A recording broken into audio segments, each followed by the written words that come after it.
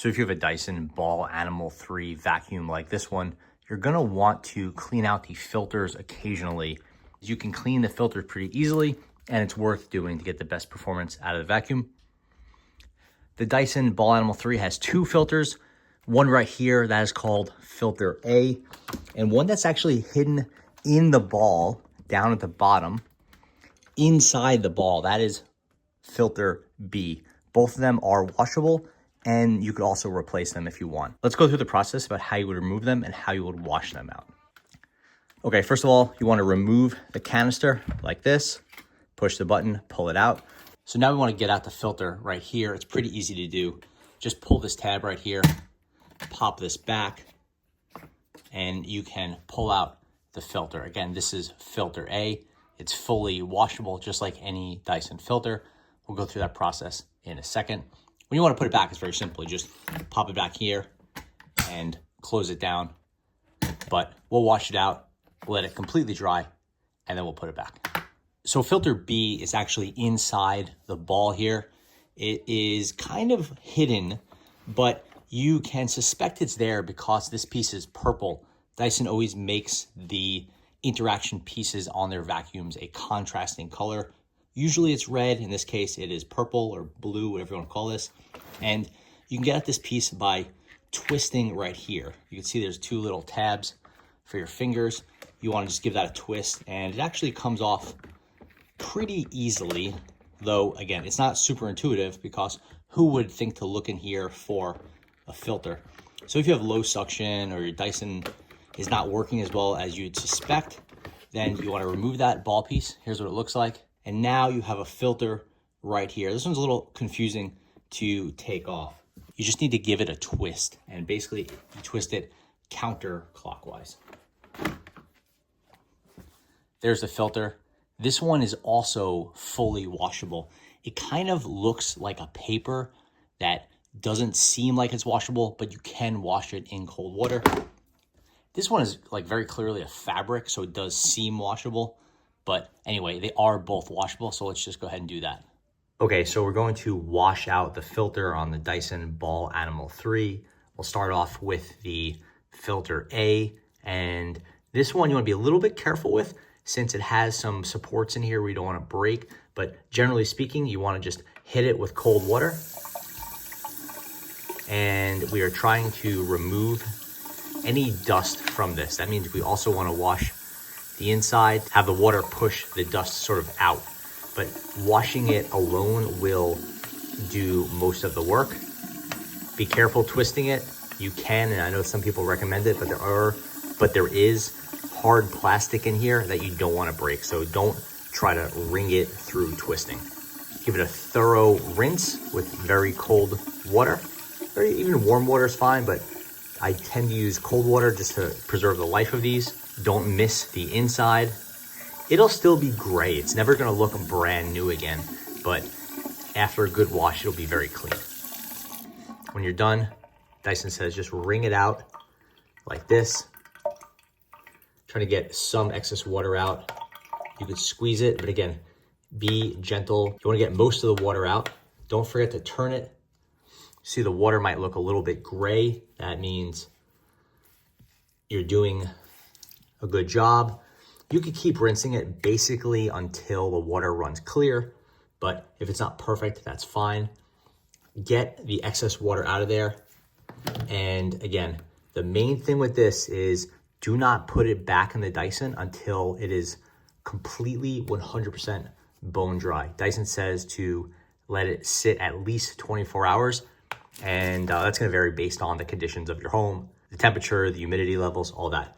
But you get a good start by wringing out as much as possible right now. Put it aside, let it dry. You don't need any heat or anything like that on the filter. Okay, so here's the filter B. This one also needs a rinse. This is a hard paper filter. And what you want to do with this one, when you're done, you cannot wring it out. You'll damage the paper. This one, you need to tap out.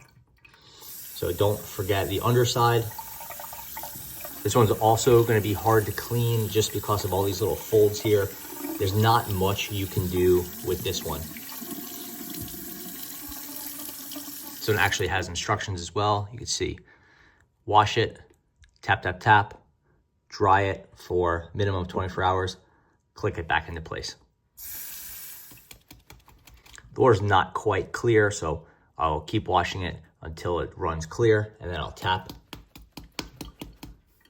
You can see that water looks pretty dirty. That means we wanna go back at it.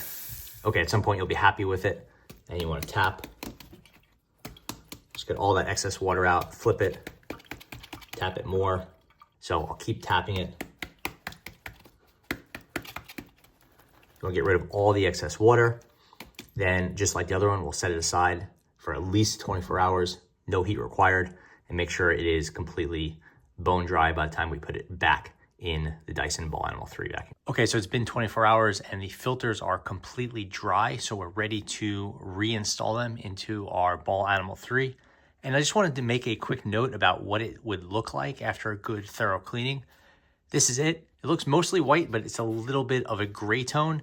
Here it is relative to a brand new one. You could see that over time, even with diligent cleaning, it'll still be a little bit gray. Doesn't mean it's dirty. It just means that it's gonna have some stuff in it that's just never really gonna come out. And you do wanna replace it every once in a while. So here it is, fully cleaned, brand new, fully cleaned, brand new. You can see it's a little bit worse for wear, a little bit gray, but still very effective. Dyson doesn't say how many times you can clean it before you need to get a new one, but keep in mind, you can clean it a lot, many, many times, over a year, 2 years, no problem. But you do want to make sure that you're doing a lot of cleanings, and then keeping in mind, you want to replace it every once in a while. Okay, so let's get back into the reinstallation or the reassembly. Start off with filter B. There's a key at the top that will follow this angle right here. You see it's pushing it clockwise. So just put it right there, put the key at the top. It'll turn itself and then just finish the turn. It's locked into place, and you now need to put this piece back on. It's a little bit tricky to line up the nut and the bolt, but if this top edge is roughly parallel, you should find it and this will catch. Don't have to worry about any cross threading. This takes a number of turns, but it'll get a little bit tighter. Then you hear a click. And with that click, you'll know you're done turning. There you go. So now this is back and that's ready to go. With filter A, you're going to put it into the top of the canister, and you just get the filter, drop it in, push it down a little bit, push this.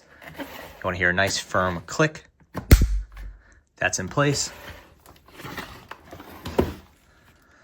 Now you get this piece and you just line it up. You line up this with this column, slide it down, and then pop it into place, and you have 2 fresh filters on your Dyson Ball Animal 3 vacuum. You could use it for a month or 2 like this, depending on how often you vacuum, and then give it another washing.